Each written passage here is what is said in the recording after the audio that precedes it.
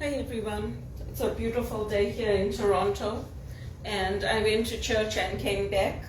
So I just wanted to tell you more about my mother and the type of woman that she is to me here in Canada. So I had mentioned that my dad's brothers always support her. Even when her decisions are wrong, they take it out on me. And what happened was when I brought her to Canada, she decided she didn't want to stay with me. So when I used to call there, she used to get upset, and my brother-in-law used to take the phone and say, "Stop calling here," and hang up. So I did the same thing to the customers when I worked at Teleperformance. I used to scream at them and then hang up. And my supervisor said, "Why are you doing that? That's not like you." I said, "Oh, that's how my family treat me." And they're like, "What?" I said, "Yeah." I said, when I call to speak to my mother and I ask her to come over to spend time with me, she says, "I'm not coming." And then the brother-in-law takes the phone and he screams at me and he hangs up. So they're like, "No, you mustn't do that." I said, "Oh, I thought that was the Canadian way." They're like, "No, who told you that?" I said, "No, but isn't it, that must be the Canadian way, because everywhere I work, I do a good job, I'm polite, I'm kind, I get bypassed for promotions, and if people scream at me, yell at me, blame me for what they're going through, and then I get let go from the job because other people make mistakes. So I thought maybe I'll change and I'll do it this way, because these are the successful people in this country. And they're like, "No, Belinda, you can't do that. Don't do that. Don't hang up the phone on them." I said, "Oh, okay." And then what they did now, all of them in my family, they were all having marital problems. So I called my mother one day and I said to her, "Why are you people putting all these calls through to me?" I said, "I know it's you because I can hear Anita crying on the other side." And she's like, "No, people are making up stories. It's not her." I said, "Oh yeah?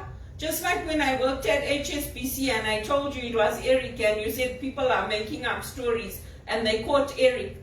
You telling me again after you people had me tracked and followed all over the world that people are making up stories, and then you're going to take me to the police station and the police are going to say it's your family." Then she's like, "They are having marital problems. Stay out of it." I love you, Belinda. That's how she talks to me. I said to her, "What are you screaming at me for? I was her maid of honor at her wedding. When I want to come to family events, when my cousins are there from Dubai or India or wherever I want to come, you always say, 'No, you don't come.'" And I said to her, "Why not? Am I not a part of the family? Why can't I also come?" And she's like, "No, you don't come. We are doing our thing. You go and do your thing." I said to her, "What's wrong with you? I brought you to this country. I educated myself. I made sacrifices. I worked so hard. And then you scream and shout at me. And I'm telling you that I am already under pressure." And she, "Take medication. Why don't you take medication?" I said to her, "Take medication for what?" I said, "This is what we all go through in our customer service jobs. What do you want me to take medication for?" So when they let me go, she was very happy. She said, "All my prayers have been answered." I said to her, "What's wrong with you? Is there something wrong with you? I got let go from my job. They moved the clients. We lost our clients. And you happy?" Then she starts crying. I said to her, "What's wrong with you? When there's family gatherings, you people don't want me to come? Like I'm like some person from off the street?" I mean, they treat me like they really are bitches towards me. Really and truly. And as for the police, after all those things I reported about Credit Suisse, now the bank closed. Are they going to say that I closed the bank? And I did all those illegal trades, and I went and murdered people, and I gave bad advice to the Vatican? I mean, really and truly, am I the delusional one? I don't think think so. I don't think so. I was there for my sister through everything. Through everything. I stood by her through everything. And knowing that I told the truth, they refused to call the police and tell the police that I said no to Eddie Farid. My mother refused to do it, and my uncles and aunts. They sat there and they kept quiet. Like a lamb to the slaughter. They just sat there and they shut their mouths. They didn't say one word in my favor. Not one. Then when my mother fell and she was in the hospital, she told me, I did my duty. I don't want you people in my life anymore. I want to live with Daryl and enjoy my life too. I said, fine. If that's how you want it, it hurts me, but that's perfectly fine with me. So I stopped calling her. I stopped visiting her. I left her. I left her to do whatever she wanted. Then when she had the fall, everyone came down on me. Why don't you phone your mother? Why don't you phone? I said, she made the decision. Oh, we're not accepting that. Why don't you talk to her and ask her what she told me before you start judging me? Then eventually I phoned her. And then now, again, the same thing. What's wrong with the police in this country? They should have made my mother do that psychiatric assessment and my sister. Because I don't deserve to be followed. I don't deserve to have things put in place and people told that I can't make good decisions and that I only made good decisions in the past. It's not fair to me. It's not right and it's not fair. That's why I did it. Because that's what my brother-in-law did to me. He used to hang up the phone on me. I don't have anything to do with any of their friends. I don't keep in touch with any of their friends. So their friends have no right to take their frustrations out on me. And I've never done anything to hurt my sister. Ever. When we were kids, yes, we had fights like everybody else. I don't know what the hell my mother went on about. Oh, you people are bickering. I have never ever bickered with my sister about anything. Nothing. Nor my brother. I've been a perfectly good sister to both of them. It's completely unfair. So because she made the decision to stay in Zimbabwe and not come here, and she missed out on all the parties, the graduations, everything, she took it out on me. I don't deserve to be left out of things because of her. And they all stood by her. Now she's telling me, oh, now you can keep in touch with Auntie Julie. Who is she to tell me who to keep in touch with and who not to keep in touch with? She has no right to tell me who to keep in touch with and who not to keep in touch with. Those are my decisions. And she has no right to make a joke out of my life when my life is going down the toilet because of other people's marriages and other people's affairs and other people's bad decisions. I've had enough of it. I don't deserve to be treated like my life is a joke. And then I can go to prison and then people will just say, oh, she takes things so seriously. That's what my mother does. When I had my 40th birthday party, I invited everybody. My sister didn't even come up to wish me. I thought my mother was taking the TTC. She told me years later, oh no, your sister dropped me off. I said, so why didn't you tell her to come up? She just kept quiet. This is how they treat me. And then we had my party. She sat on the chair. I had to stand behind her. It was my party, my 40th birthday party.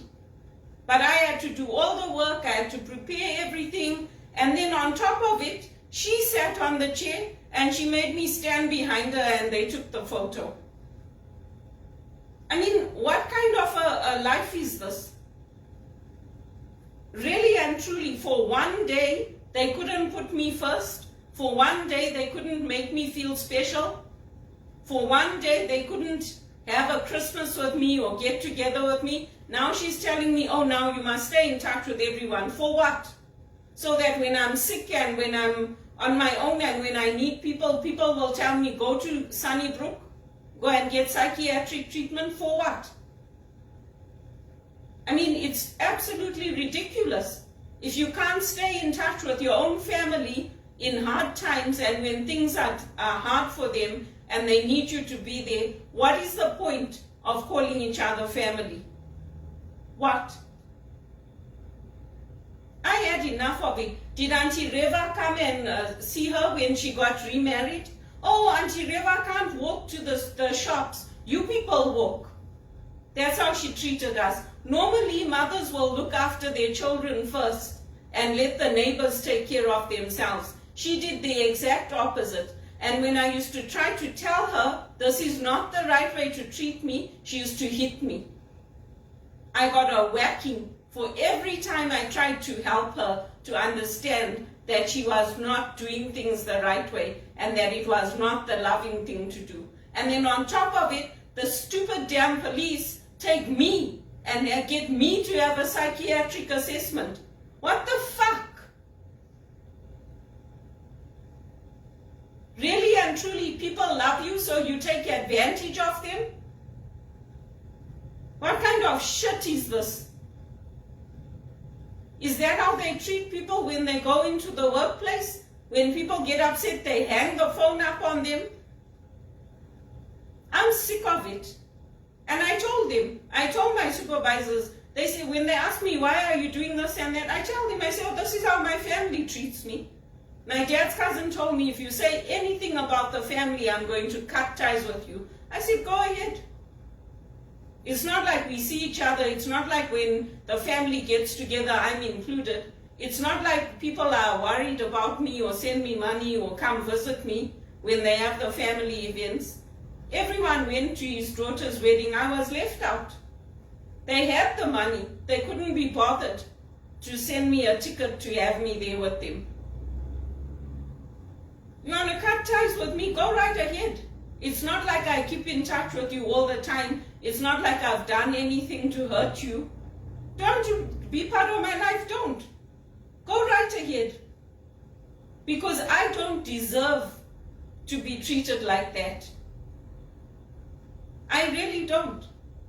And my brother's done nothing to be told, oh, you need to go and have counseling, you need to do this, you need to do that. I told him what they said. They used to tell me, tell your brother to go and get counseling. I said, oh, I told him, you said it. Just like you did. You told me, take your mother. Then when my mother came here, they told me, get on with your life. I told him, I said, you people do absolutely nothing to help me, to be there for me, but then you're all quick to criticize me. I have nothing to do with my sister, so if they are having marital problems, why are they bringing that into my workplace? I never said anything to them about her marital problems, about her children, nothing. So why did my uncles and everybody get together and coordinate those calls? I was doing very well at Teleperformance. I might have been earning peanuts, but I was the creme de la creme. I treated my customers like they were royalty. Every single one of them, each one got the same treatment until we lost that client. Each one got treated like they were the most special person on earth. That's me. I don't do to my mother or my sister what they do to me.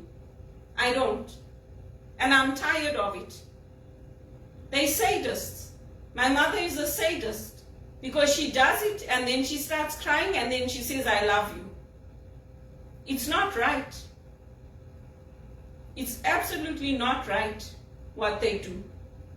If you don't have any love for me, you rather stay away from me. Don't spoil my life because I've made a lot of sacrifices for Canada, for South Africa. Today is Nelson Mandela Day. I represent my university. I don't need my reputation spoiled. I don't need people to be told that I am the problem, that I have mental health issues, that I'm incapable of holding a job. I don't deserve that. And I certainly do not deserve to have my sister get the support to have me tracked and followed through the security guards and everywhere I go. Because I've done nothing to her. I just used to go there to visit my mother once in a while. And it was once in a blue moon. That's it. I didn't do anything to deserve what was done to me. Nothing. Absolutely nothing. And yet people who murdered people who worked at Credit Suisse, they got away with it. Why aren't they following them? Why aren't they having my mother and my sister and everybody else tracked? Why are they focusing on me? Why do you hurt the innocent and let the people who actually need the support and need the counseling, why don't you focus on them? Why is it that people who are bitches get away with it? I don't deserve it. I told my dad's cousin, if you want to cut ties with me, go right ahead. Please do. Because I have been nothing but a good niece to people. I've been nothing but a good employee.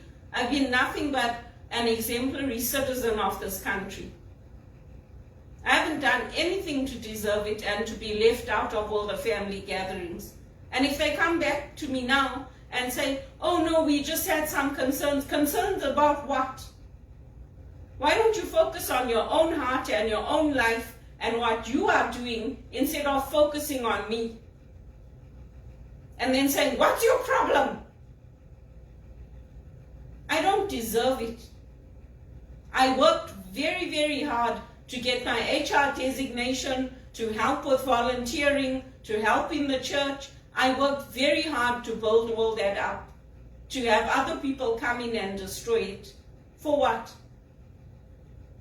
Every year I used to ask my sister, why don't you send Amara and Jonathan to spend a few days with me? Why don't you let them come over? Why don't you bring them and come? She never did it. So whose fault is that? Not mine.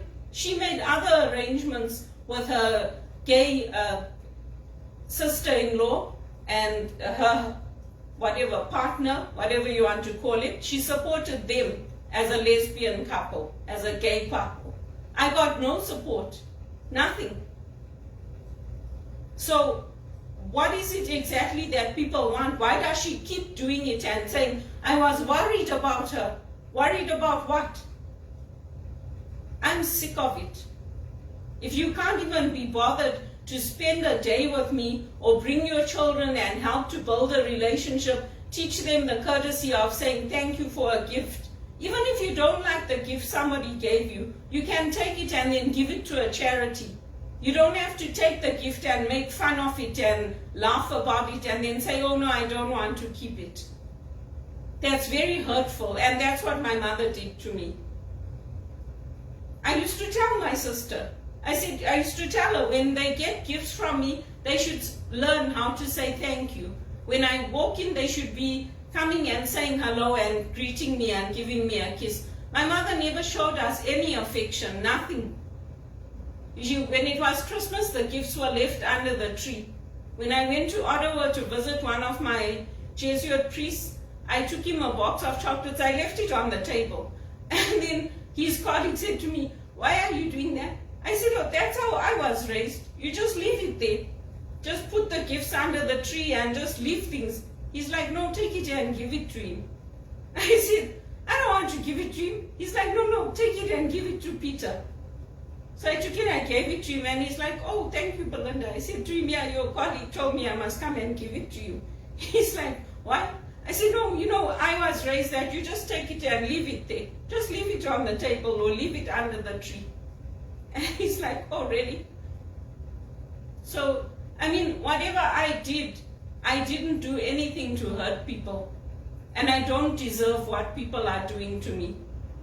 I have no idea what possessed them to set up those calls through teleperformance so that I could sit and listen to them and listen to my sister crying on the other side. If my sister wanted a relationship with me, she would have come.